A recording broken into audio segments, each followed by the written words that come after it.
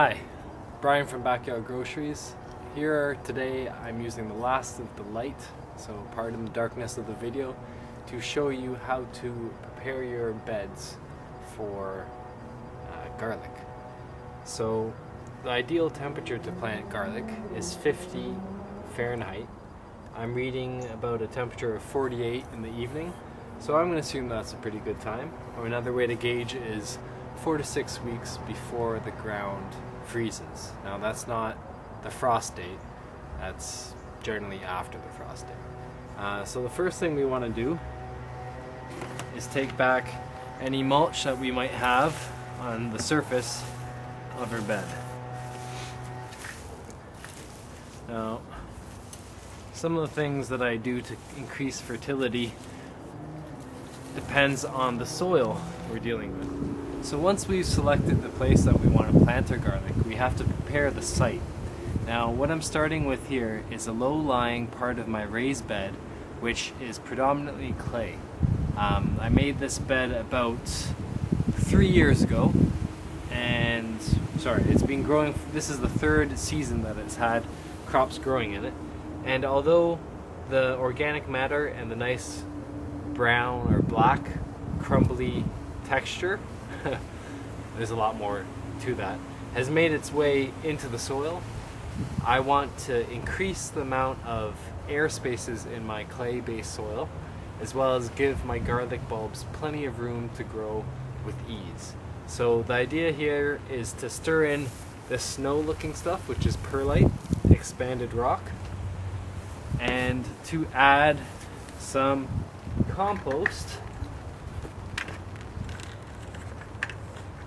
Now you all know compost with this nice crumbly structure.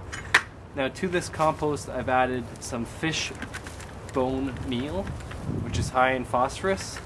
Now phosphorus wants to bind to organic matter and able to be available to our plants. So I'm combining those two things, and then over the winter and early spring, hopefully the microorganisms will make the phosphorus in a form that's ready to the garlic for next growing season when they really start to grow.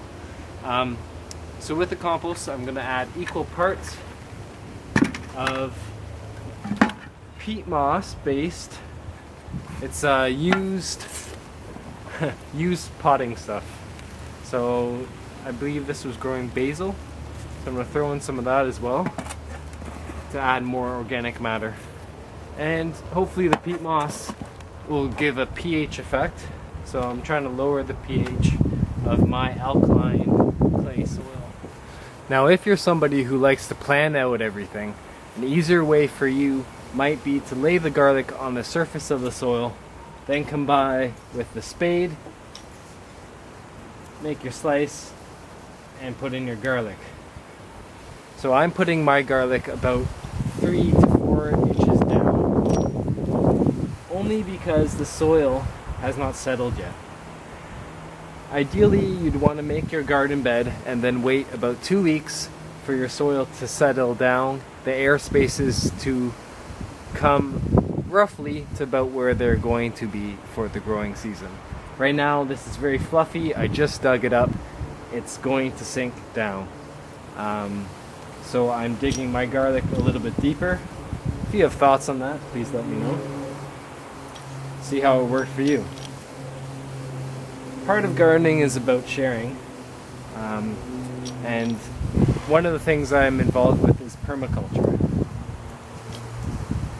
Permaculture is about sharing resources and sharing knowledge so that we can build a better world, and not waiting for other people who we may or may not elect to do it for us. Now it's partly about getting off the grid, and it's partly about building up self-sustainability. You don't have to have all the permaculture ideals or philosophy involved when you do your own thing. So this is our chipmunk. We're probably, hey, not that. Hey, you're not gonna like that. Come, change it for the peanut. Not that one. Here, I'll fill up in.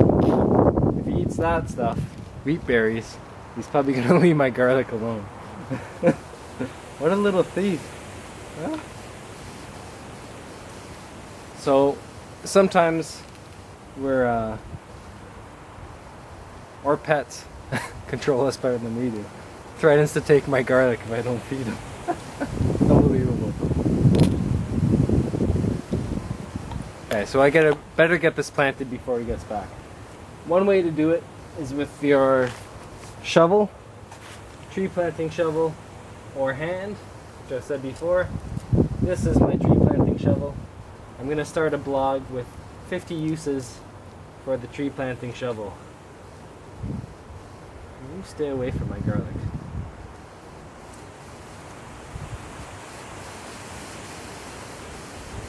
It's hard to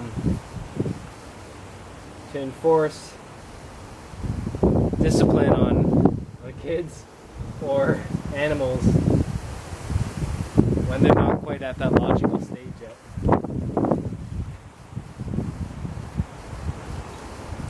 Okay, so my garlic's planted.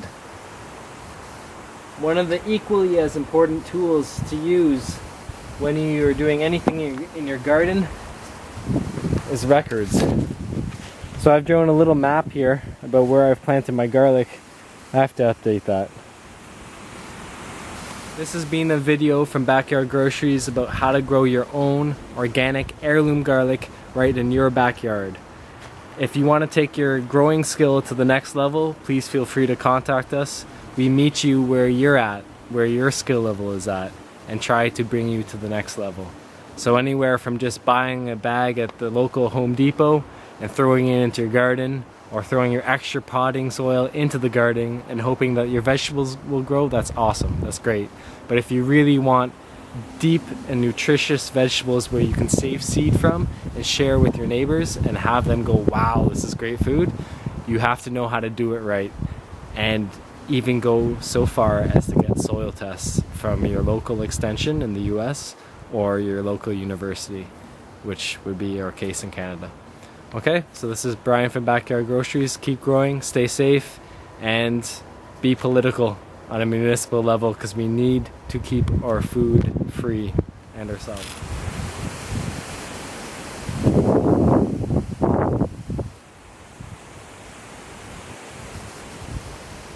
Don't be fooled. They're ravenous creatures.